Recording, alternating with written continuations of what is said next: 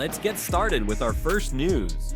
Blair is clearly not interested in a fight with Paulo Costa, and he even laughed at the recent call-out, despite Paulo's victory over Roman Kopylov just last month. The truth is, his overall record hasn't been very convincing. Right now, Costa is sitting at number 12 in the UFC's middleweight rankings. And let's be honest, that's not exactly the kind of position that makes top contenders jump at the opportunity to fight you. Out of his last 3 fights, he's only managed 1 win and suffered 2 losses. That's not the kind of streak that earns you big-name opponents. From RDR's point of view, accepting a fight with someone that far down the ladder simply doesn't make sense. Why would a top 5 ranked contender risk his spot for someone who's not even in the top 10? RDR is focused on climbing to the top, not looking backwards. And Costa, although he makes plenty of noise on social media and keeps fans entertained with his wild antics, hasn't actually done enough inside the cage lately to deserve that kind of spotlight.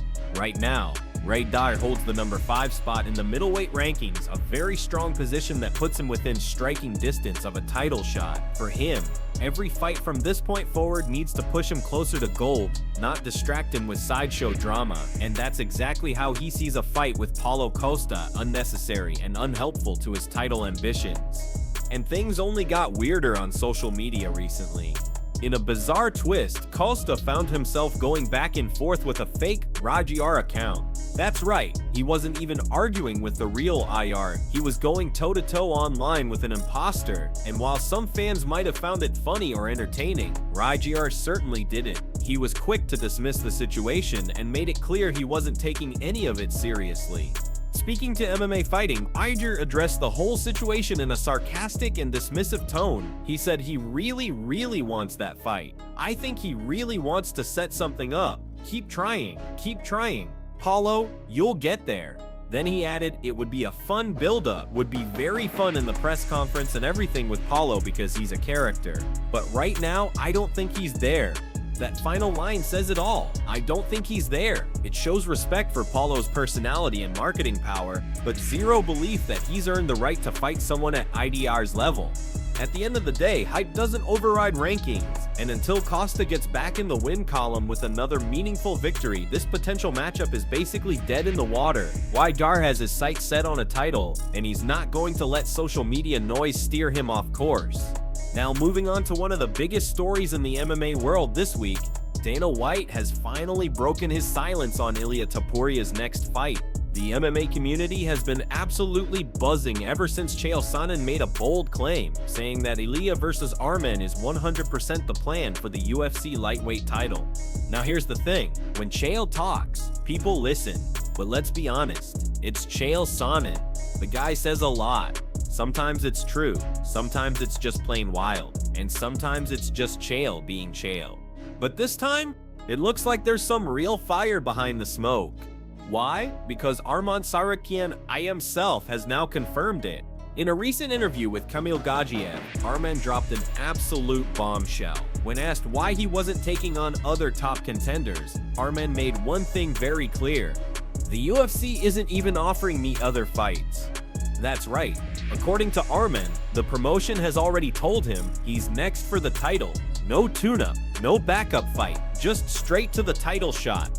And when a fighter says that with confidence, especially after private conversations with Dana White and the matchmakers, you can't just brush it off.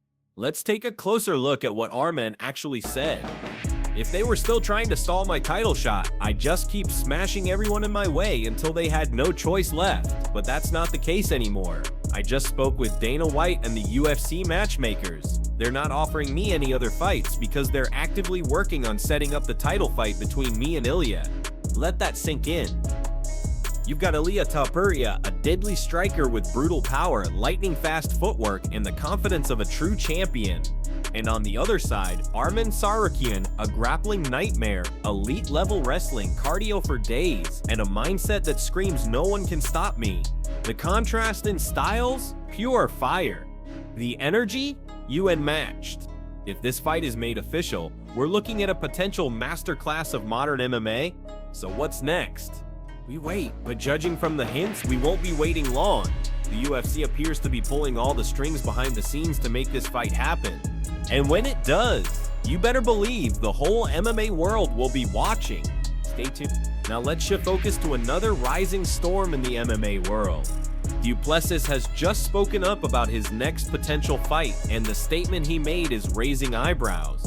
Du Plessis has made it clear he's ready to be taken down by Khamzat. That's right, he's openly admitted that the Chechen wrecking machine will probably get him to the ground at some point. But here's the twist. Du Plessis says he's not staying down. That's a bold declaration, especially when you're talking about someone like Khamzat, a guy known for taking his opponents down and smothering them into complete submission. But Du Plessis isn't afraid. In fact, he's preparing for the worst and planning to fight through it. He said, "Being held down is not an option. I plan to get up, fight back, and make this a war." Those are powerful words, and it shows that Du Plessis is mentally locked in for the challenge ahead. But there's more. In the same breath, Du Plessis spoke about one of his past opponents with the utmost respect, Israel Adesanya. Despite Izzy being on a 3-fight losing streak and not currently having a booked bout, Du Plessis still sees him as the best fighter he's ever faced. He admitted that going into their fight, he was actually nervous. That's not something you hear fighters admit every day. Du Plessis called Izzy unpredictable, dangerous, and said he had studied him for years. To Du Plessis, Adesanya was the Banchong, the gold standard of the division. Even now, he gives Izzy full credit for the skills, the strategy, and the danger he brings inside the cage. He didn't stop there. When talking pure toughness, Du Plessis gave props to other warriors like Brad Tavares and Sean Strickland. He said those fights were brutal in a different way because of how much damning those guys could take and still keep coming forward. This isn't just another fight, this is a clash of two alphas, two men who don't back down. And from the looks of it, this fight might not even go the distance. It could be an all-out war from the opening bell. So whether it's Costa chasing a fight he hasn't earned, Arman being locked in for a shot at glory, or Du Plessis preparing for a potential beatdown and still standing tall, one thing is certain,